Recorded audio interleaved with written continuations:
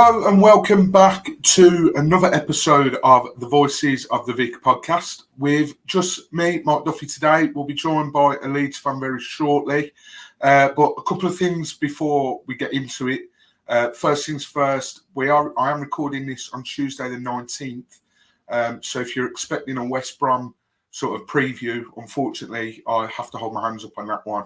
I completely forgot that we were playing on Wednesday, so it's all been a bit over the place. But fear not, we will be going live on Facebook and YouTube after the game, so that will all be good. Hopefully you'll tune in and listen to it back.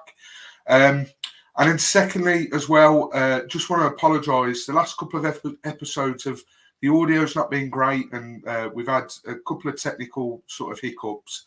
So hopefully we're going to iron a few of those out in weeks to come. And we appreciate you sticking with us through those difficult times at the moment with us. But yeah, appreciate that. We'll get straight into it. I'll bring in our guest now. I'm delighted to say I'm joined by Adam, who is a Leeds United fan. Thank you very much for joining me tonight, Adam. Hope you're doing well, mate. I'm good, mate. Good win against West Brom for you boys, wasn't it? 3 points for that. 4 on for the win at the weekend. And we've beaten Hull as well, so what a week. Yeah, what a week.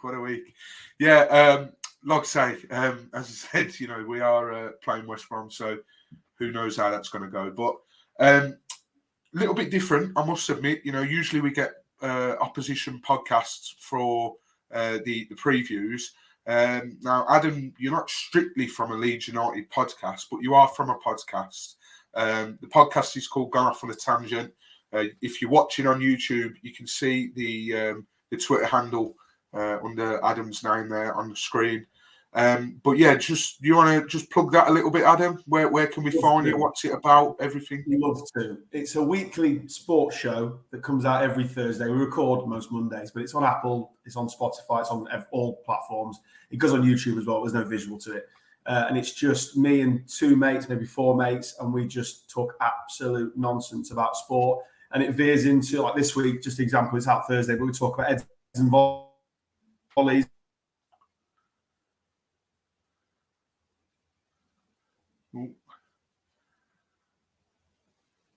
There's some other apps. Oh, lost you there. You still there? Lost signal. Yeah, no, you're back now. You're back. Happy days. I've plugged it anyway, so job done. Go find us on Apple, Spotify, if you want to hear 3 blokes talk like they're in the pub every Thursday. It's better than I've described it. No, that's all well and good. Typical that I mentioned at the start here about the technical glitches, and then 2 minutes in we get another one. But well, I'm away with work. So I'm in an Airbnb in London, so I'm at the behest of the host of this establishment. No, you're all good. Let's start with sort of the big news surrounding Leeds in recent months. I think my date's right here. Apologies if it's not. The 18th of July, the 49ers Enterprises purchased the rest of the stake in the club, because I think they had a 44% stake as it was. And then Andrea Razziani, I absolutely butcher name, so if I've got that wrong again, apologies. But he had the other sort of stake in the club. What's the feel around the club? That firstly when it happened, and now that the transfer window's over and we're 7 games into the season. It's been a mad time most times for Leeds fans are mental, if I'm honest. They had an agreement in place if they were still in the Premier League, but there was no agreement upon relegation, which to all of us was just crazy. It's like, come on, guys, there's a really good chance we're going down here, but they had no agreement. So the first part of the summer was, are they, aren't they, that sort of thing. I can't remember the exact date. Then there was an announcement on the Leeds website saying the 49ers had taken over. That was the rumour, but it got done. And then it seemed to take ages for the EFL to ratify it. So we were just losing time in the window, and everyone was getting really nervous and tetchy and all that sort of stuff. And then it got done, and then just a relief, really. Our new head honcho, Parag Marath, did a big piece on the in-house television about aggressive transfer windows and fresh starts, and we've learned from our mistakes and all this sort of stuff. So it's been a really weird summer, if I'm honest, and it's just so slow to get going. And then I don't know if you might have seen this in the press, but we had so many weird clauses in players' contracts about going on loan. So most players had something in their contract that as long as it was fully paid, their wages, they could just go. So the first part of the window was people just leaving, just off your pop. And then there was another rumour that there's a set date that these end. So Sinistera and who else? Jack Harrison were getting close to it, and Tyler Adams got close to the date. So we let Tyler Adams go because of a gentleman's agreement. Okay, they've paid the money. We've got 3 million more. You can go. And the Sinistera one went right up to 11 o'clock. It went into midnight, in fact. And he was threatening alleged legal action against the club. I've got an agreement. I'm going to go. So the last night, everyone was like, our WhatsApp group was mental. It was just like, is he going? Isn't he going? Oh, we're getting a player in return. And there was a rumour that Jaden Anthony, we got in return, didn't want to come. Just like, oh, well, we don't want him there. Oh, it was just the whole summer. But in general, I'm really pleased with what we've done. We're shy of a left back, I would say, and shy of a 10. But that would be me probably being greedy. We've done some really good business. I mean, Pirro, for example, we're just ecstatic with that. Really pleased with that as a signing. Yeah, well, I'm going to ask you about the signings in a bit. You've sort of answered it already, but the man that's sort of in charge of all these players coming in, and the man that his bread and butter is to pick the best team, Daniel Farke, he was appointed on the 4th of July, I think it was. What's the feel around him? Obviously, he's won the title in the Championship twice with Norwich. So you're getting someone that knows what he's doing in the league, which, you know, the Championship, as everyone knows, is a real tough league and gets tougher each year. So to get someone in with his pedigree, you've got to be buzzing with that, surely. Yeah, that took ages as well. We were linked with so many different managers. That, and again, all Leeds fans wanted this. I don't talk for all Leeds fans, clearly, but the Leeds fans I go with, we just wanted the sensible things to be done this summer. We're sick of shooting for the moon. That's all the last 2 years in the Premier League was just shoot to the moon, crazy appointments, like 4 managers in the last season. We just wanted sensible. And as soon as we saw Farke, the fan base went, yes, that'll do. Thank you very much. We know the football's good because he came with his Norwich side and actually decimated us. I think 4-2, I think it was, or 4-1 in the season before we got promoted. So we know the football's good. He's been there, seen it, done it. The fans wanted a playing style back because we've got that Jesse Marsh football and then everything else that came around with it. Like goals are in the centre. We don't need wings. Going from beautiful Bielsa football to that was just criminal. So the fan base wanted somebody who's been there, seen it, done it, sensible decision and good football. And at the minute, after a bit of a slow start, we're getting that. We are getting that. Yeah, and one man, I hadn't actually got this written down, but you reminded me there. You sound a lot like Watford with the 4 managers in sort of one season. I think we texted, didn't we? I texted you and said we're turning to you. Exactly. One man who we both know, we probably know him more than you, but Javi Gracia, what went wrong for him at Leeds? Because he was this real big statement, but after Graham Taylor, he's probably one of the best Watford managers that I've seen in my lifetime. He didn't work out, did he? Do you remember I reached out to you? I tweeted you saying, can you give me a little, like, your headlines of what we're getting? Because the problem was with Gracia is he wasn't the first choice. We had a guy in this, what's he called, Schroeder from Ajax or something, in the stands at one of the games, and then Twitter, from what I could tell, forced us not to hire him. So then it was like a week later, having Gracia seemed a great idea, or it's just a brilliant idea. Slow start, really. The football's okay. We beat Southampton in his first game, needed to do that at the time, and then it just never got going. And then enough was enough at Bournemouth. There's loads of rumours and stuff. Something allegedly happened against Crystal Palace where we were cruising and we were well in it. And I think we were up to something like 14th or something in the league.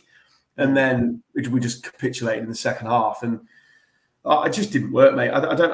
Football's a funny old game. I don't think from the loan things in their contracts, the players weren't there. They didn't want to be there, clearly. Half of them, all the Marsh signs and the Auto signs, they didn't want to be there. So I think it was. I don't think it's that poor reflection on the manager, if I'm honest. I wouldn't have him back anytime soon, but then I don't. There was no ill will when he left, mate, at all. It was just one of those of this hasn't worked, and then it was literally Allardyce time, which still is a stain on our history that guy even turned up, let alone. Yeah, I mean, he won't be complaining because he got one hell of a payout for as many games. And it's almost like, you're telling him, right, regardless of if we stay up or not, we're going to pay you X amount for these games. And to me, yes, Big Sam sort of prides himself on being this firefighter in essence, but he ain't going to give a shit, is he? Coming in and managing those last few games. And at the end of the day, he's still getting the same paycheck, isn't he? Well, he'd worked with Kinnear at West Ham, who's our CEO. So they'd worked together. So by all accounts, Angus Kinnear had wanted to break glass on Allardyce either just after Christmas, or we had that large break because of the World Cup. He wanted to bring him in then, and there was a big split in the boardroom. No, we'll keep Marsh, and then just all hell broke loose. I don't care who you are. No manager's keeping any club up in that. I mean, our first game was Man City, for Christ's sake. We touched the ball twice. We put the ball in the back of the net randomly, but we touched the ball. Not just awful. It was just a waste of a day, and and then everything. We played all right, I suppose, but the whole thing was horrendous. There's just mismanagement beyond belief and just relegation. And we'd stayed up the year before in unbelievable circumstances away at Brentford. Last game, one of the best days I've had in the league shirt, just because it was. You throw everything into these seasons. You go home and away. You just throw all your emotion. I'm looking around. There's people crying.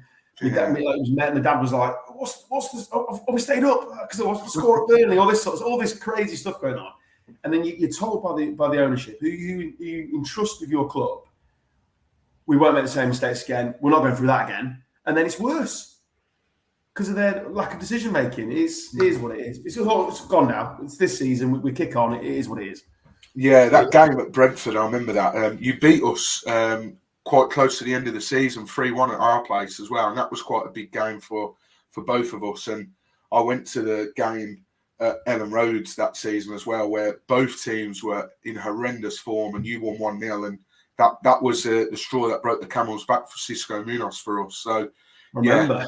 Yeah, we've randomly had some decent games against each other, Leeds and Watford, stealthily. I mean, we're not talking about 2006. We're not talking about that. That's off the table. One of the worst footballing days of my life. Piss wet through in Cardiff. Got absolute tongs. Got bullied by you boys. Absolutely bullied.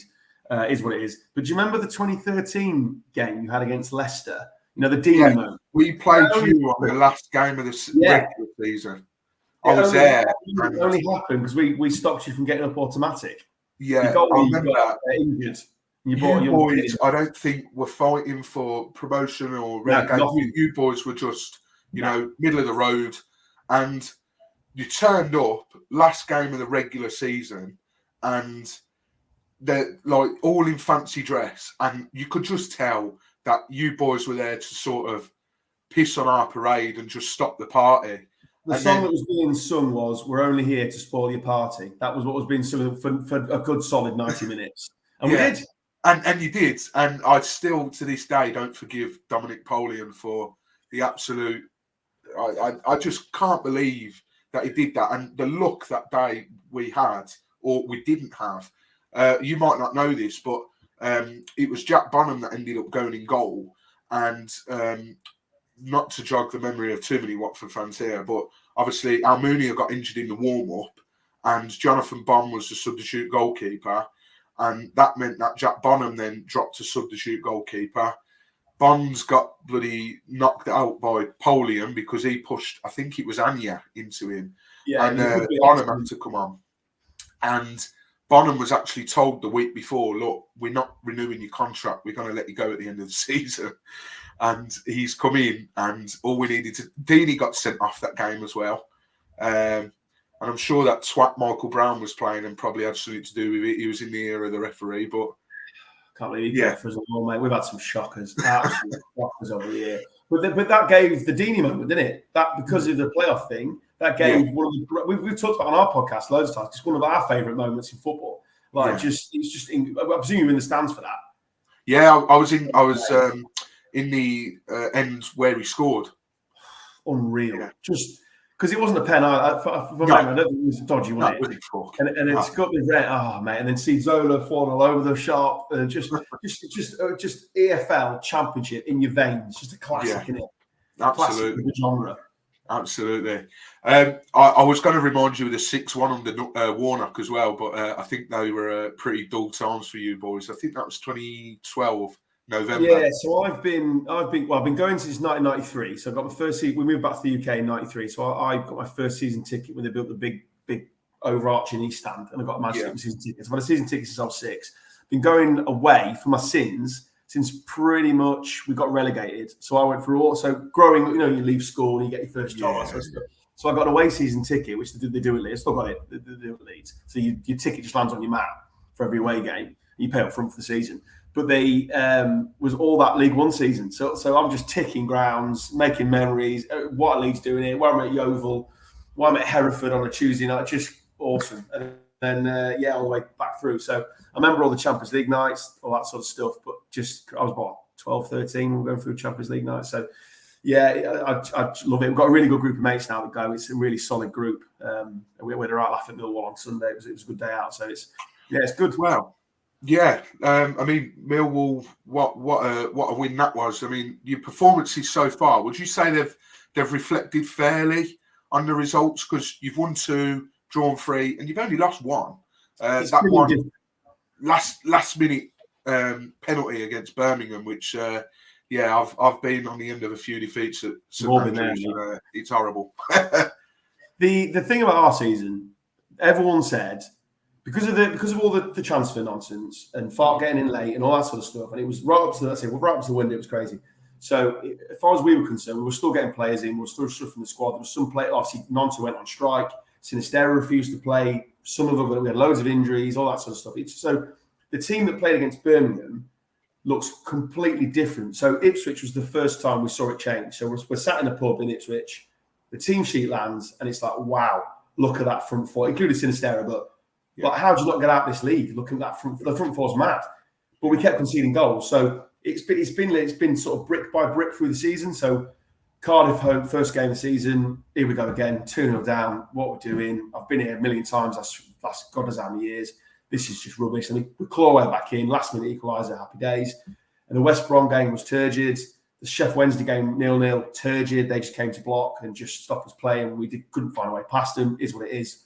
Another point Wednesday, and then it was a case of back-to-back aways. We've scored 7. We played really well against it. It was a really good game against Ipswich. Just back and forth. They just went for us. We went for them. It was fantastic. So everyone around. So to cap it off, we start now. We were at Millwall. We're in the boozer. Right, today we start. International break. He's had a good time with them. We've got our squad set now. It's game on. And we got that performance, and it was fantastic. We rode a look a little bit for the first 10 minutes. All that storm comes as you every time you go to the den, it's awful. They're chucking everything at you. Everything was long, bouncing stuff, booming stuff into the box. Got a couple of things went our way from the ref, and we've skipped up 3 passes, and it's a gorgeous goal. And from there, we never really looked back. We controlled the game. I thought we played really well. As I said before, obviously minus Sinistera, we've got some talent now going forward. The front line, so we took Nonto and Somerville off, and I think something like 60, 65th, and brought Dan James and the new lad Jaden Anthony on. So we took 2 players that I would describe as having guile and skill and that constant nuisances, dropping their shoulders, running past people. So just 2 absolute speed merchants on each wing. So they were trying to put it on us, obviously to get something back. I mean, we're just gone, just speedboats going the other way. And the last 2 goals come from those exact scenarios. We break the play up, 1 pass, and we're in, and it goes our way. So. Yeah, it's away. We're gonna have some fun this year. Just home, obviously, which is what we've got with you guys on Saturday. I don't know what's gonna happen at home this season. It's gonna be a really tough place to play, I think, just because if people come to park the bus, if Sheff Wednesday and others have shown that as a blueprint, it could be a long old year's viewing at Elland Road. Yeah. Well, I mean, away from home, as you say, 2 great places to go and get a victory. I mean, not many go to Portman. Not many go to Portman Road and pick up a win. I think that was their first loss at home in a year, was it? Something like 22. I heard on your podcast, the last team to win there was Lincoln, wasn't it?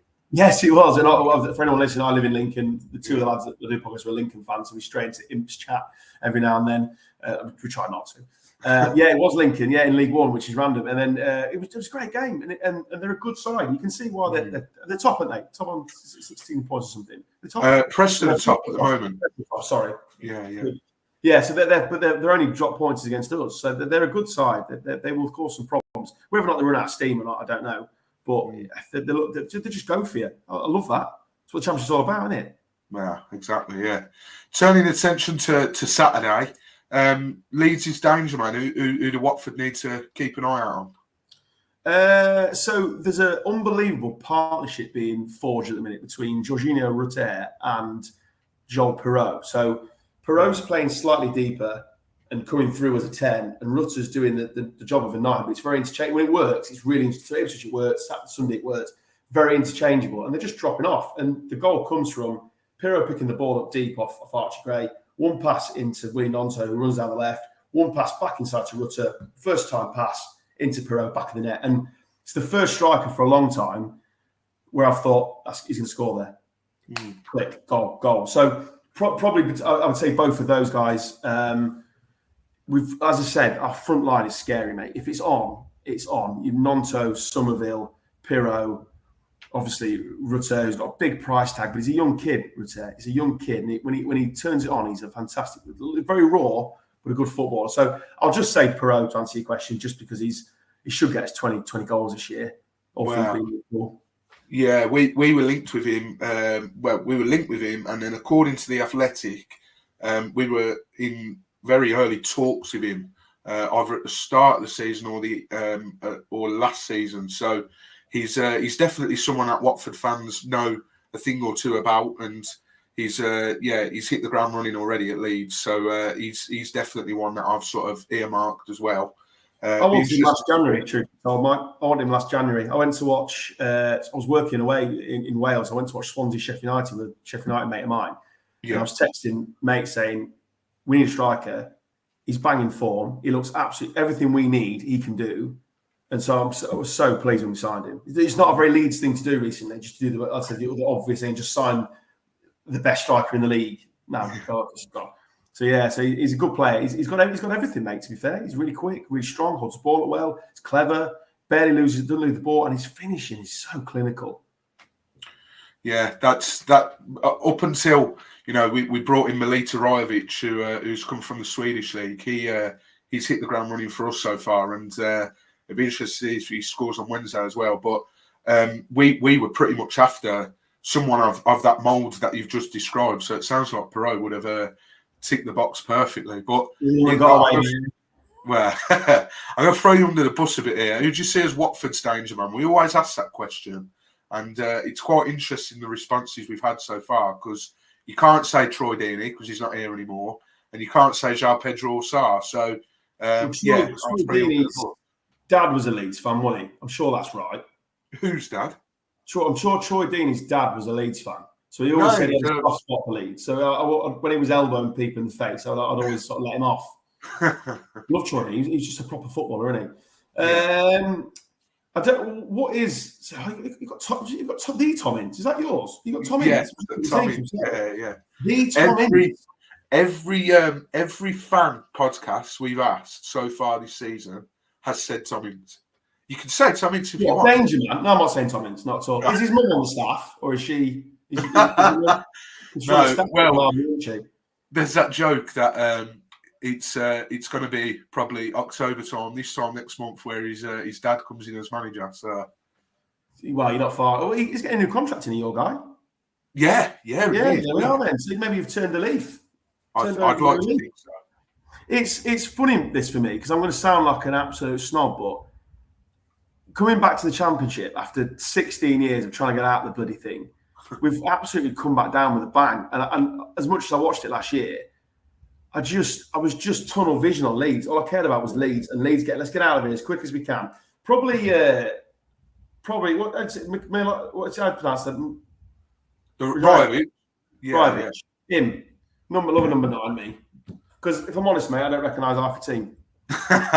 To be fair, though, I will give everyone. I'll allow it to a certain extent, because we have had a lot of change. A lot of these players coming in, and a lot of players have gone out. A lot of the sort of big wage people gone out. We got rid of Cleverley, Gosling, Cathcart. João Pedro, Ismail Assar, a lot of sort of household names. I recognise all them. Yeah. So, Yeah, no, Rajovic he's hit the ground running. To be fair, he's played 2 lots of 90 minutes and scored 3 goals. So what more can you ask for from a number 9? There was a little bit of Livermore as well. What's he doing there? Jake Livermore, yes, he's 60, wasn't he, or something? he's definitely more of a bit part player. Although, obviously, we got West Brom. I can't see into the future, so I don't know how we're going to line up. But it's 3-0 and he won. He got 2. So yeah, there might be a chance that he plays on Saturday, because I don't know if, especially going to Elland Road. I mean, so far this season at home, can you see a big difference playing at home to playing away? So this is my question for you. So you've watched all season. If you were the manager of Watford, what's your game? What are you coming to Elland Road to do? That's all that matters to me, because that would dictate the game. Ismail's set his team up the same whether it's home or away, and we look to press high. Okay, so it's a high press. Yeah. Do you like possession based? Or he was at Barnsley, wasn't he, Ismail? He was at Barnsley and West Brom, and we've got the second highest possession in the league, only behind Southampton so far this season. I think we're going to have a good game then, mate, to be fair, because if you're going to come and press, that's happy days. We want to play out from the back like most teams. We're not scared of knocking it long. There was quite a few times on Sunday against Millwall who pressed us, to be fair. The danger in that is when teams have pressed us, and I'll be honest, they've both been away, because the games at Elland Road have all been, people have kind of sat in, really. So when they have pressed us, there's been pockets of space, and we've just absolutely took the nick. We've run into areas, and we've scored beautiful goals. So if you come and I don't know, maybe you'll do a really high press and then look to drop into set units when it doesn't work. I don't know. It could be a decent game, because if you are going to compress, because Rodon's come from the ball, Pascal Struijt's come from the ball, our fullbacks get right up. Mm-hmm. We've got I don't know what we'll do in midfield, because we've got obviously 3 games in however many days, and Ampadu's carrying something. So say it was Ampadu and Gray, just to be thinking. They're both really comfortable on the ball. They both like to take it off the centre half. Archie Gray will pull out to the right and create a massive, try and get an overload on the right with the fullback and Somerville. And there's a lot of moving parts on the Leeds side. It's a very sophisticated system Fox seems to have built. So, mate, that's music to my ears if that's what the plan is. Love to see that. Let's have a game. Yeah, well, maybe. The only thing that does worry me is the fact that we've got 2 very young fullbacks. So, if I'm Ismail, I'm bringing Ken Sema straight back in at left back. However, there's a good chance he might play James Morris, who this is his 2nd full season in professional football, I want to say. In terms of playing regularly, he's knocked about in the FA Cup here and there for a couple of seasons, but in terms of playing regularly, this is his 2nd full season. And then Ryan Andrews, this is his 1st full proper season. He was sort of the shining light from the shit heap that was last season. He sort of was knocking around towards the end of the season, and now this season he's sort of trying to stake that claim, make that right back slot his own. So maybe the inexperience at fullback there might cost us a little bit, because your front line is sounding awfully dangerous. So that could be where you get a lot of joy on Saturday, I'd imagine. Strong on the wings. All I would say is we're not that strong at fullback. So full strength, if Luke Ayling's on it, and obviously he's been a great servant for us, and we brought Jed Spence in, but he's done his knee, so he's out for 8 weeks. Typical. Which is typical. The amount of injuries we get is ridiculous. I don't know what they do. I don't know if they run on trampolines or something up at the ground, but it's a joke. So he's done his knee. So he's done his cruciate. He's done his knee ligaments. So we have a point of a knee there, not on his. He's out for 8 weeks. So Ayling's going to start unless the Sunday, Wednesday, Saturday is too much, and he's going to. So if he brings in James Shackleton at right back, he's a jobbing centre midfielder, right back, left back, come from the academy, play anywhere. So he'll run all day, but he hasn't quite got the on-ball ability as Ayling's got. So, and the left-hand side, we've got no actual left back. We play Sam Byram there if he's fit, who's technically a right back, but Fark seems to like him as an inverted left back. So if he comes through Wednesday, can he go Saturday? So we may make changes. We may play a centre half there. We haven't actually signed the left back. Our actual left back's injured. Again, Junior Firpo, when isn't he injured? So that may be slightly weakened from us on that. They'll do the same job because we've got a plan. But if the one thing I would say is for the wingers, whatever we do in there will be strong. I mean, Dan James is a bit of a speedboat, no driver, but on his day, he's a Welsh international and he's played at the highest level and he's a good player. He just needs to get his head up a little bit and find some passes. But whatever we do, we're very strong in the wide areas and it's very interchangeable, lots of movement. So for a kid playing fullback, it might be a challenging day for him, or both of them. That's quite interesting what you said about left back, because now I'm thinking if Aspria plays from the off on that right hand side, he could give, if it is Sam Byram, he could give him hell, especially if that's not his sort of natural position. He has been superb. He got injured against. Was he injured? Ipswich. He went off. He limped off Ipswich, and we brought a right back on at left back. Who doesn't play for us anymore. He finished the half off, and he got hooked at half time. Doesn't play for us anymore. He's gone. Cody Drama. So if it's Byram, I'm confident he'll do it. He's a good player, but he's just not a natural left back. So is your man Aspria? Is he a right-footed pacey winger? No, we also like the inverted wingers. Okay. He's pacey as fuck, and he's so tricky as well.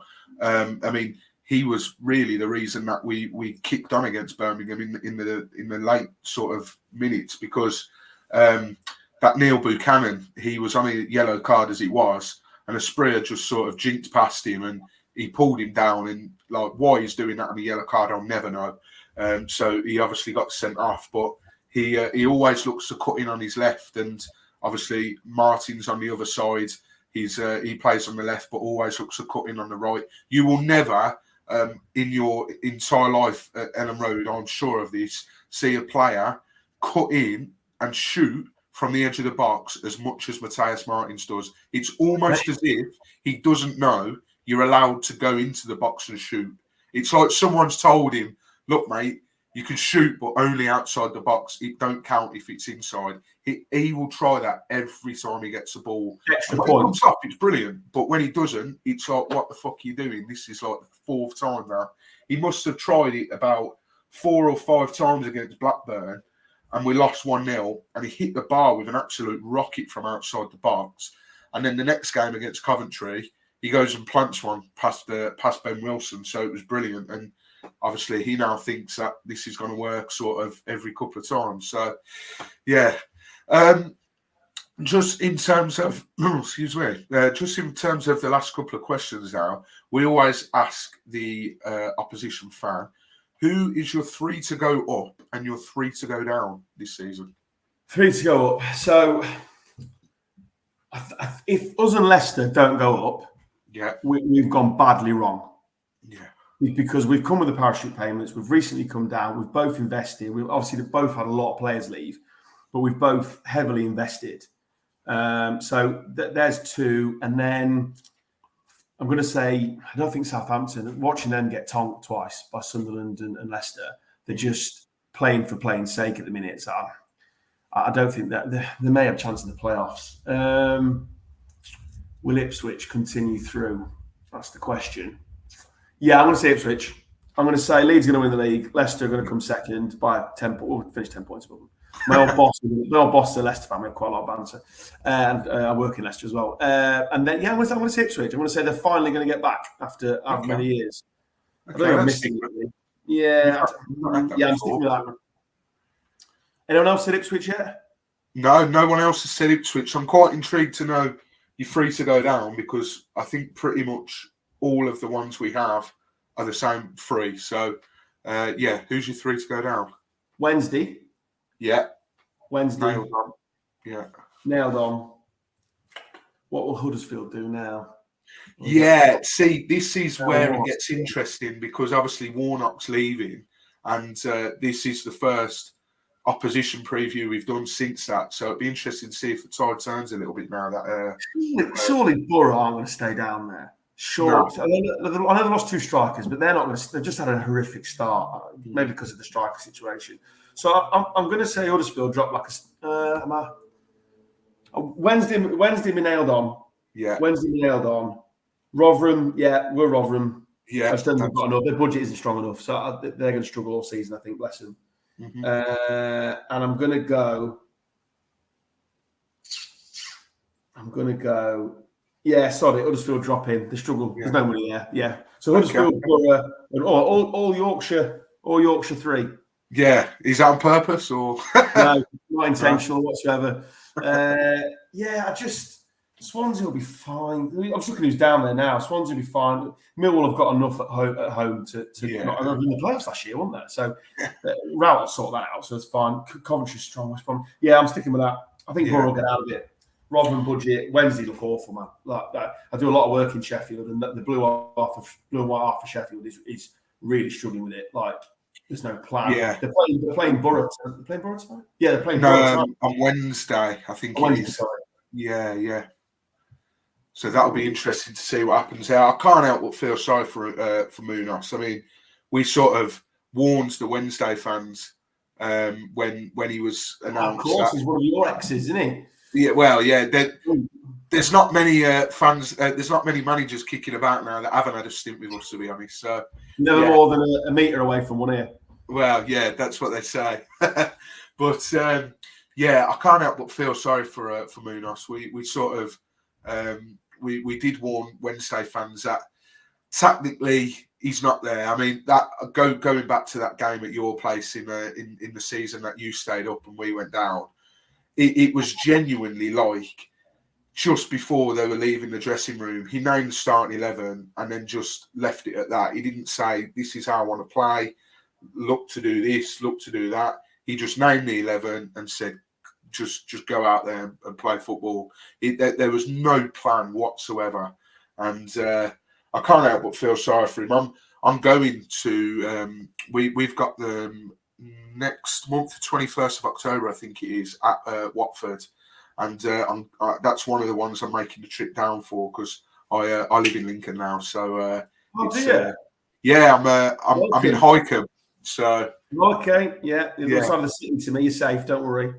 I'm just going to clarify actually. So the reason I'm a Leeds fan, and I say I've been since '93, is my whole family's from West Yorkshire. I'm a RAF. I'm a military brat. So we've lived all over the world, which has been awesome. And my dad's from Batley, which is just on the outskirts of Leeds. So there's the heritage. I'm third or fourth generation. I would like to qualify that because I don't want to look like I got in on the glory days of those Champions League runs. I sat through George Graham's football as a season ticket holder. I've earned my stripes. That's I usually have to clarify why a Brommy living in Lincoln supports Watford. So Go on, tell me. Well, it's simple. My old man was born in Watford General, which is next door to the ground. So always follow your dad's side. That's my only rule in life. Obviously, 100%. That's the only rule. Follow your dad's side. It's as simple 100%. As that. It's nice, been nice and easy. Or your mum if you haven't got a dad, whatever she supports. If you're struggling with that, just don't be a Man United fan. I've got a question for you actually. What's the moose all about? The moose. It's firstly, it's not a moose. It's a heart. It's the heart for Hertfordshire, which is the county we're in. And the reason we're called the Hornets is because of the colours, obviously yellow, red, black.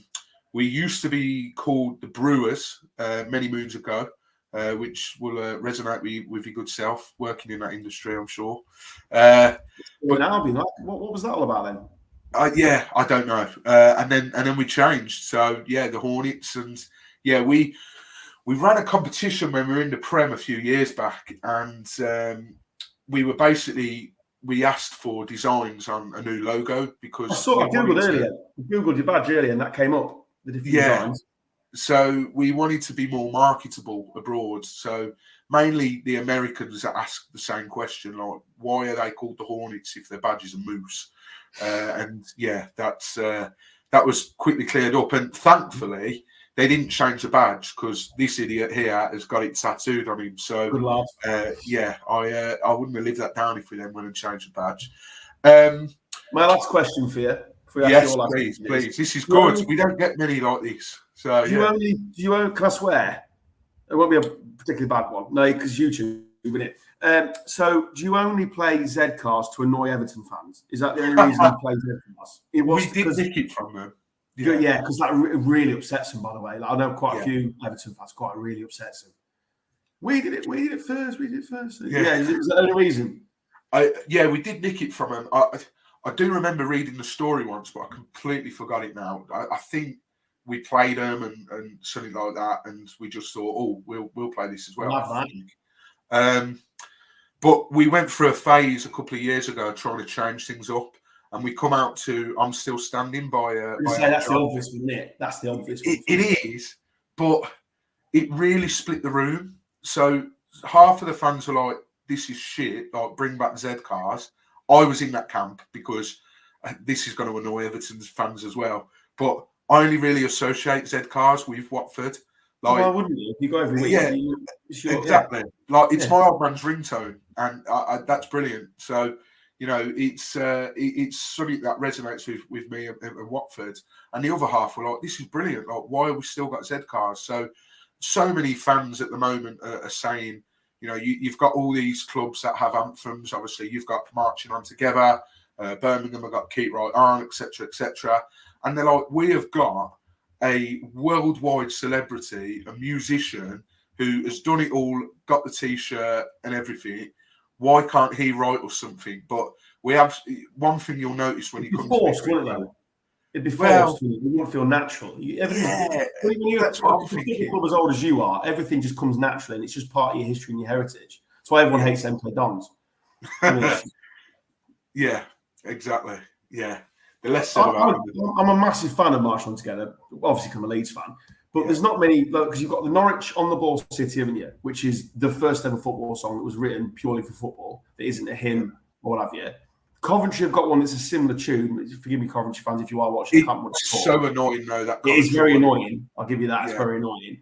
We've got Marching On Together, which was written in the 70s. It's actually a B-side to a chart hit. It's actually the B-side to Leeds United, which is another song we sing on the terraces. But it's for us, it's ours. It feels like ours, and we belt it out, that sort of stuff. Yeah. But all the other ones are like chart hits, like pop hits that obviously that resonates with that city. Don't get me wrong, but a lot of them, like even Never Walk Alone, it's a chart hit, isn't it? Well, Sheffield United. Oh, that's original. Yeah, give them that. And then, to be fair to them, I went to Sheffield United last year. I say my best mate works there. Went to watch them versus Wigan last year. God, they don't half boom that round. Fair play to them. It's a banger, actually. Yeah, it's a banger. That. Yeah, Carl on our podcast is a big fan of Greasy Chipbutty. Yeah, there's one which is quite similar to what I think it's quite similar to Marching On Together. Is Derby County. Steve Bloomer's watching. If you've not heard it, when you finish this, give it a listen on YouTube. It's, you can tell they're not copied it, but they're sort of trying to copy the style of it a little bit. So yeah, but news to me. I better go listen to that. That's news to me. Us and Derby don't really get on. It might not be as similar as I'm making out. I might be stirring the pot a little bit here, but yeah. I mean, in terms of Saturdays, going back in that direction, you going obviously. What's your I'm actually away with work this week, so I'm flying out. I'm missing the bloody Hull game. I don't miss many games. Genuinely, I say I've got no away season tickets. I just want to miss stuff. And closest one as well, probably. I know, mate. Honestly, it's 45 minutes from the house. It's ridiculous. So I've got to go away with work. I'm off to the. I work for a Dutch brewery. I'm off to look at all the breweries. And it's a tough life. Don't get me wrong. It's going to be shit. I'm going to be drunk for a week. It's going to be rubbish. And so I actually fly back into Leeds Bradford, and I've been able to book my own flights. I land at 9:20, so I'm straight in, breakfast, and then to the ground. Yeah, I'll be there. So I'll be there. Are you going? I'm not, unfortunately. I'm at a wedding this weekend, so I won't even be able to watch it. Without getting myself on the table while they're doing the vows. Without getting myself into too much trouble, let's just say I have ways of watching games that I can't go to. Wink, wink, nudge, nudge. But I won't even be able to watch it this weekend. But to be honest, I don't have too many happy memories of us playing at Elland Road. I remember going back in 2006, not that playoff game, obviously. When we played during the regular season, Ben Foster was sent off, and our veteran goalkeeper, Alec Chamberlain, went in, and I think we won 2-1 because, Foster got sent off. I think Darius Henderson scored twice. Yeah, I remember. I remember that game because they always put the clips up and stuff. Yeah. Have we have interest? Have we done subsidised tickets for you? I don't know. Yes, is what 23 quid or something. Yeah, which that caused a right furore in the lad bibles of this world. But we get charged everywhere we go, and if blame your own club if you don't want to subsidise. It's your own club's fault. We're happy to do a reciprocal, which is better for us. I mean, I've paid 36 quid, whatever the weather. So I've paid up front. So it's like Yeah. I'm out of pocket sometimes, or I'm gaining. But that created a right, like ridiculous, right stir online. Yeah, well, you're not the only ones. Norwich, they seem to charge quite high, and Sheffield Wednesday as well. Last time I went to Norwich, I don't know if it still is, but last time I went to the Championship was 50 quid. So I don't know if it still is. I hope not. No, I don't think it is. I went last season. It definitely wasn't that much. But yeah, what are you going in terms of score prediction? Oh, I'm rubbish at these. So I'm going to if it's as we discussed earlier, and it's as we predicted, and you come out, you get on the front foot, you want to press us, you want the ball back. I think we pick you off twice, 2-0. I'm going with that. I don't think any more outrageous than that. We seem to have, I don't know if you're a particularly big side, but we seem to have shored ourselves up a little bit on corners and stuff. We've got a new goalkeeper coach, and Melier, who's a bit of a way for the kids, only young, 23, 24. He's coming for stuff now. He's punching well. He's claiming stuff. He's put all the goals, sheer volume of goals he's conceded the last 2 games. Seems to have put it behind him. Good new coach we took from Norwich. The back four looks really strong. Yeah, I don't read them words, but yeah, I'm going 2-0. Interesting. You? I would snap your hand off now at a 1-1 draw. Okay. I mean, we don't score enough. I mean, obviously, last couple of games we've started scoring. We haven't scored in the first half since the first game of the season. So don't be surprised if we go into the break at 0-0. Don't be surprised if we don't score in the first half. So I'd like to see us sort of try and attack a bit more.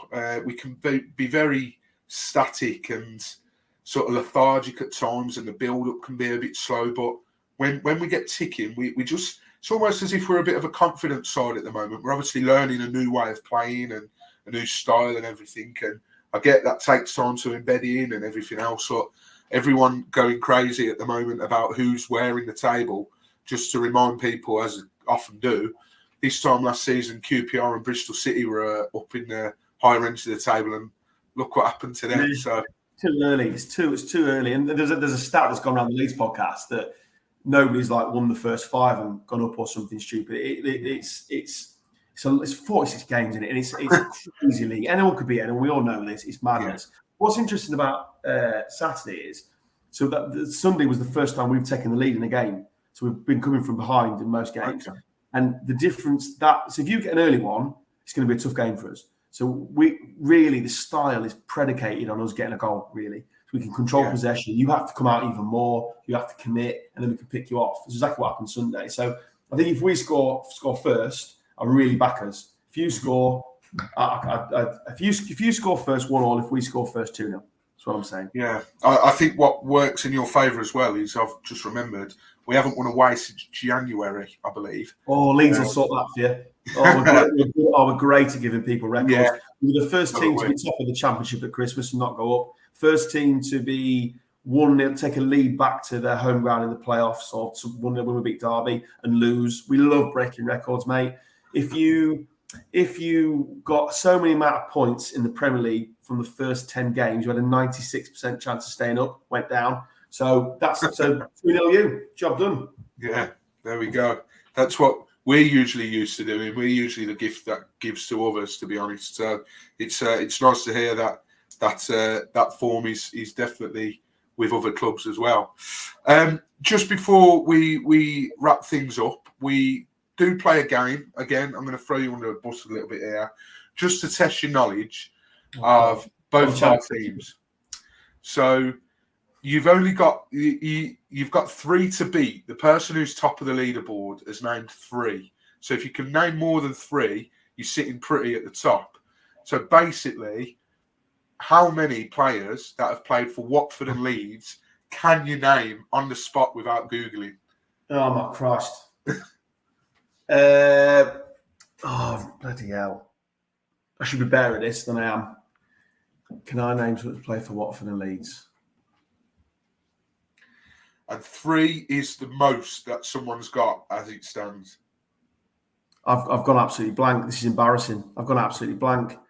I've got a vision of a striker that's got banged absolutely for fun in for you. We had him on loan. Yes. Yeah, he did. We've interviewed him as honestly, well. He was rubbish at Leeds. Yeah, he was. Can we edit this bit out? This is embarrassing. I'm feeling the pressure. This is embarrassing. I can't name one. Why can't I name one? Watford and Leeds. Who's played for Watford and Leeds? I can't name any. Honestly, it's embarrassing. Honestly, we're deleting this bit. We're editing it. Send it to me. I'm going to clip it. Can't name any. I'll spare you your blushes. I won't put your name and zero in. I'll just miss it out. No, just do it. That's embarrassing. That. I'll give you 5. There'll be hundreds. Well, yeah, there will be hundreds. Admittedly, I didn't do my research before we jumped on. Marlon King. There we go. Okay, yeah. Marlon King. I'm on the board. One. So there you Marlon go. King. You're on the board. Marlon King. Marlon King. He was the striker you was referring to. He was rubbish at our place and banged him in for fun at your place, and it was just utterly ridiculous. It's going to bug me now.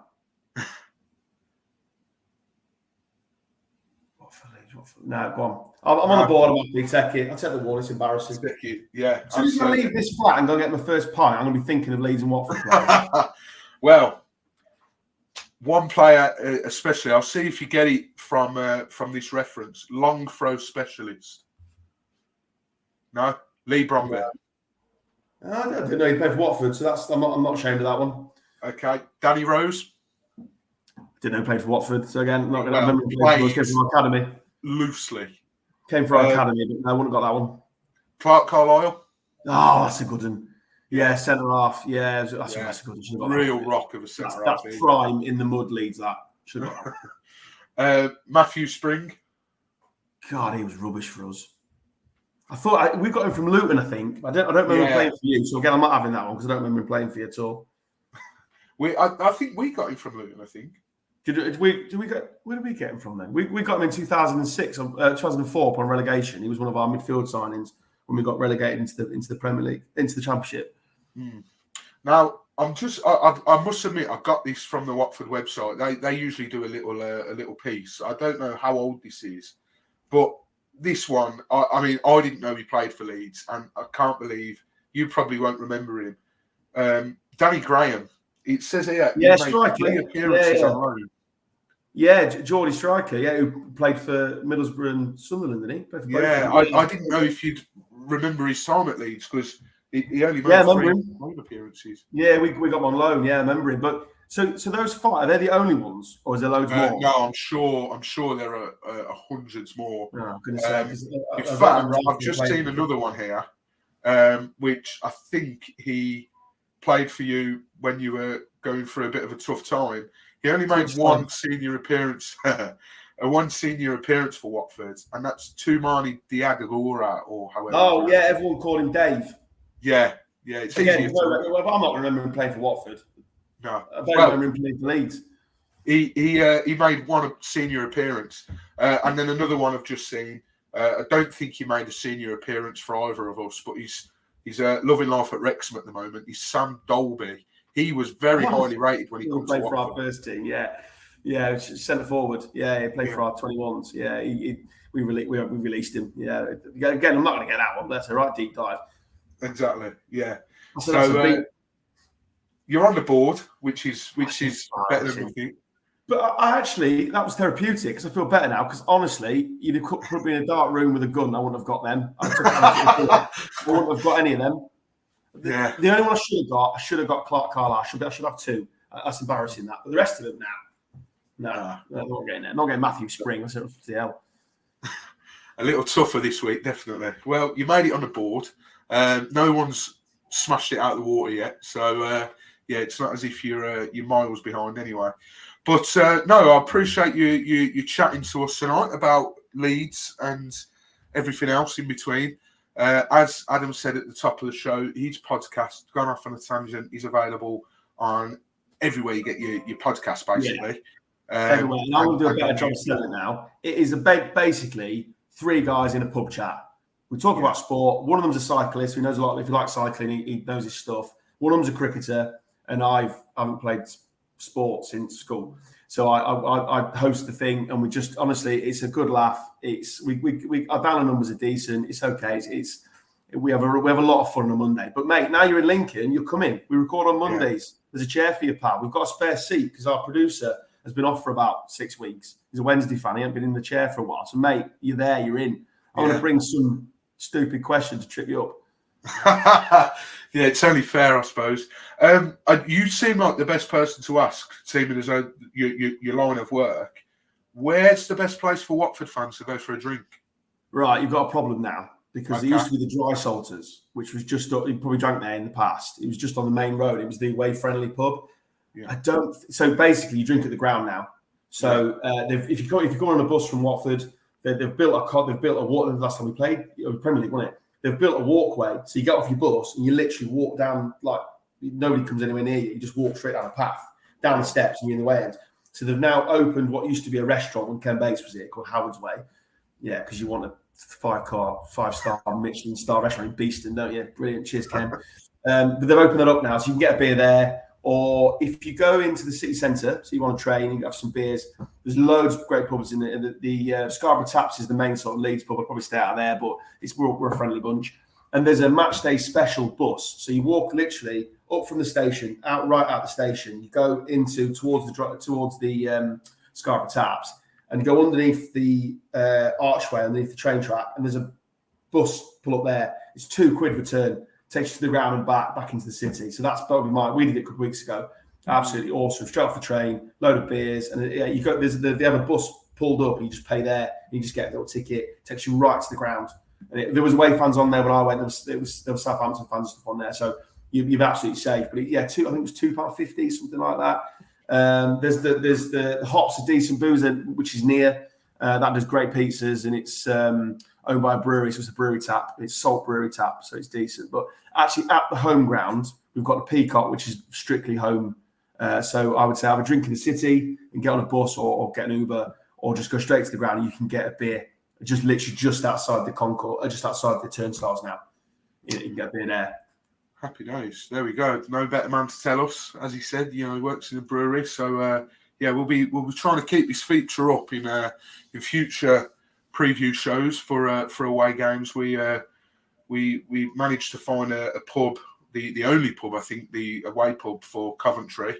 And when I went there, it was packed with Watford fans. So hopefully that was from the tweet that you saw us put out. And like I say, we'll continue to try and bring you these away pubs and everything else. So but thank you very much for joining. What bugs me when I go to games is where to park as well. Like, we tend to put car parking spaces now. So most of our way, it's just easier. There's loads of car parks at Leeds. You will get stuck in a bit after, and it's like £5 a car. They're all council run, but you won't be short of it. Other than that, the direct streets around Leeds you can't park there. So book a space or go straight to one of the car parks. If you're early enough, which most of us are, there's car parks for days. So you're absolutely fine. Don't fret about it. You'll be absolutely fine. Or book a space. There we go then, Watford fans. Plenty of places to park around Elland Road. Hopefully the trip back to the car after 3 points will be very nice. And the trip back into the town centre will be very nice as well. But like I say, I don't have too many happy memories at Elland Road. But appreciate you coming on tonight, Adam. Really do appreciate it, mate. I'm sure we'll speak again for the reverse fixture, whenever that is. I can't for the life of me remember when that is. I'm usually sometime. We're about it later. Yeah, exactly. But appreciate you guys for watching this. If you're watching on YouTube, don't forget to hit the like button, hit the subscribe button as well, and then hit the bell button. So every time we go live on Facebook, on YouTube, every time you'll be notified. And don't forget to let us know what you thought of the episode as well.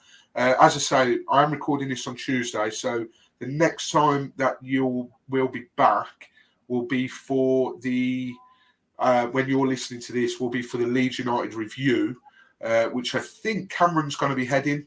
Myself and Ben won't be able to watch it, so the other guys will be taking the lead on that one. But thank you very much for tuning in as always, guys, and stay safe and come on, you Orns.